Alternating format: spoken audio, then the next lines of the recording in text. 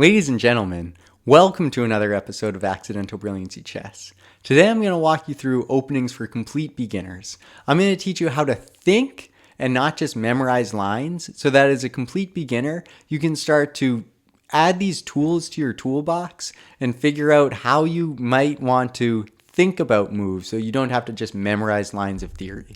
I'm going to be walking you through something called the Italian game, but it's basically an e4 opening. It's bringing out this pawn 2 spaces to e4. And what that does is it starts to take control of the center. Your goal as a beginner player, control the center, develop pieces. And your pieces are these minor pieces.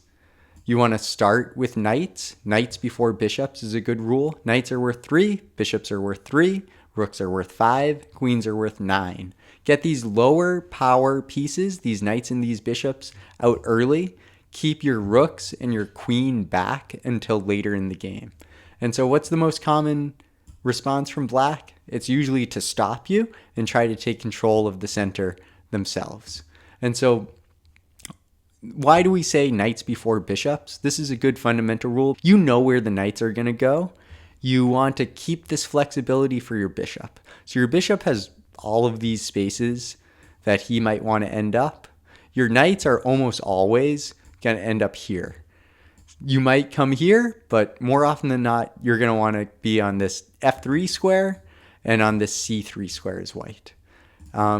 There's a saying that knights on the rim are grim, and that's because as a knight here, you don't control as much space. With a knight here, you control lots and lots of space. So if I'm here, I control this place. I control this square. I control this square. I control this square. I can come back here. So it's a very powerful knight. And so the idea is I'm attacking this pawn, and black's most popular response is to try to start developing pieces of their own and bring their knight so that they can defend this pawn. All right, so the next idea here is to continue development. So we want to apply pressure to the king and to the center of the board. And so my favorite move in this position is to bring my bishop up to c4. And so what that does is it starts to put pressure already on the king this early in the game. All right, so this is only 3 moves for white, but it already brings you through what is kind of a smart way to play. We're talking about controlling the center, bringing out our pieces, and starting to apply pressure. So this is really what you need as a beginner. Now, black's best response here is usually to develop some attack of their own. So they'll typically bring out their own bishop and try to apply pressure to my own king.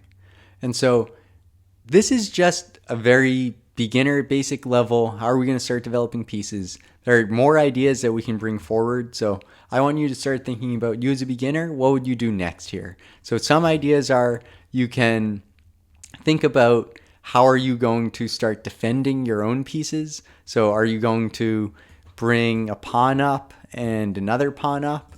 Are you going to start developing your knight and bring that knight there?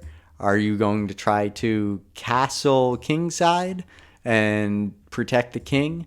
These are all ideas that you can do, but the idea is as a beginner, if you don't know what you're doing, don't just start bringing up random pawns and just do whatever you want.